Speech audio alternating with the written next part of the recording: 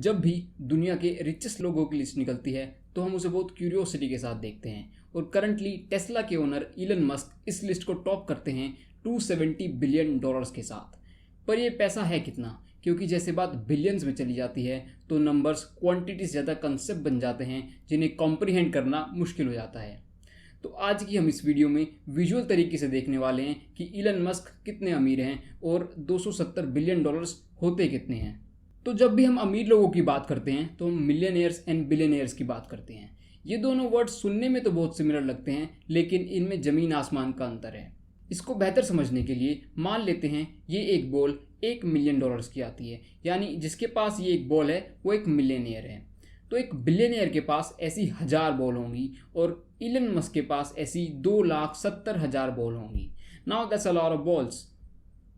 ये तो हो गई मिलियनेयर्स की बात। अब बात करते हैं एक एवरेज आदमी की। इंडिया में एक एवरेज आदमी एक 500 स्क्वायर फीट के घर में रहता है और अगर हम इलन मस्क की पूरी नेटवर्थ को कैश करके 2000 के नोटों में कन्वर्ट कर लें तो हमें लगभग ऐसे 1,70,000 से ज़्यादा घरों की ज़रूरत पड़ेगी उस पैसे को स्टोर करने के लिए, और इन घरों की दीवारें तक 2000 के नोटों से ही बनेंगी और इस कैश का टोटल वेट 2500 हाथियों से भी ज़्यादा होगा। साथ ही इंडिया में एक एवरेज आदमी की सैलरी 30,000 के करीब है और अगर एक 30,000 पर मंथ कमाने वाला आदमी इलन मस्क जितना अमीर बनना चाहता है तो उसे 57 मिलियन ईयर्स लगेंगे। To put this time into perspective, let me tell you कि धरती पर इंसानों का वजूद ही 6 मिलियन साल का है। ये तो बात हो गई एक एवरेज आदमी की। नाउ लेट्स सी कि इलन मस्क अमीरों से कितने अमीर हैं। तो स्क्रीन पर 270 ग्रीन स्क्वायर्स दिख रहे हैं। हर एक स्क्वायर $1 बिलियन का मान लेते हैं तो टोटल $270 बिलियन हो गए और ये रिप्रेजेंट करते हैं इलन की नेटवर्थ। तो दुनिया के सबसे अमीर एक्टर्स में से एक शाहरुख खान की नेटवर्थ इलन मस्क के कंपैरिजन में कुछ इस तरह दिखेगी। और सिर्फ एक एक्टर ही क्यों, पूरी इंडियन फिल्म इंडस्ट्री की नेटवर्थ को अगर कंपेयर किया जाए तो वो इलन के कंपैरिजन में कुछ इस तरह दिखेगी। अब इलन की नेटवर्थ को कुछ देशों की जीडीपी से कंपेयर करते हैं तो मालदीव्स, फिजी, तजाकिस्तान और ऐसे लगभग 60 देशों की टोटल जीडीपी का सम भी इलन मस्क की नेटवर्थ से कम है। Just imagine 60 countries and one single person. तो जब एक आदमी के पास इतना पैसा हो तो एक सवाल ये भी उठता है कि क्या एक आदमी के पास इतना पैसा होना चाहिए, और वो भी तब जब दुनिया में कुछ लोग भूख से मर रहे हों। तो इसीलिए कुछ लोग अमीर लोगों को टैक्स करने के लिए कहते हैं और ज़्यादा। लेकिन फिर इसका एक काउंटर आर्ग्यूमेंट ये आता है कि अगर ज़्यादा टैक्स किया जाएगा तो एंटरप्रेन्योर्स के लिए इंसेंटिव्स कम हो जाएंगे और इससे इनोवेशन में कमी आ जाएगी, साथ ही बिजनेसेस की ग्रोथ भी रुक जाएगी। लेकिन मेरे ओपिनियन में जो लोग ऐसा कहते हैं वो शायद ये नहीं समझते कि जिन लोगों को टैक्स करने की बात हो रही है वो दुनिया की 1% पॉपुलेशन है और वो 43% वेल्थ ओन करते हैं। तो यहाँ पर बात इलन मस्क या किसी एक इंडिविजुअल की नहीं है, यहाँ पर बात है इनकम इनइक्वालिटी की, कि दुनिया में ऐसा ना हो कि एक आदमी तो प्राइवेट जेट में सफ़र कर रहा हो और दूसरा भूख से मर रहा हो।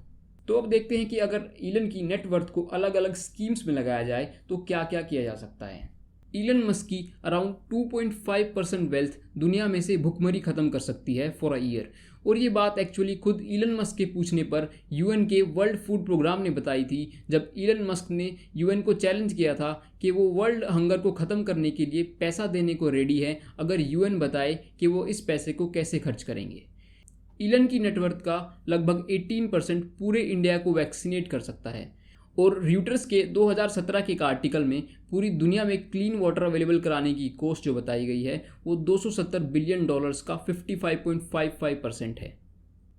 और हैरानी शायद इस बात की नहीं है कि इलन मस्क ये सब कर सकते हैं, बल्कि शायद ज़्यादा हैरानी इस बात की होगी कि ये सब करने के बाद भी इलन मस्क दुनिया के टॉप 25 रिचेस्ट लोगों में से फिर भी रहेंगे।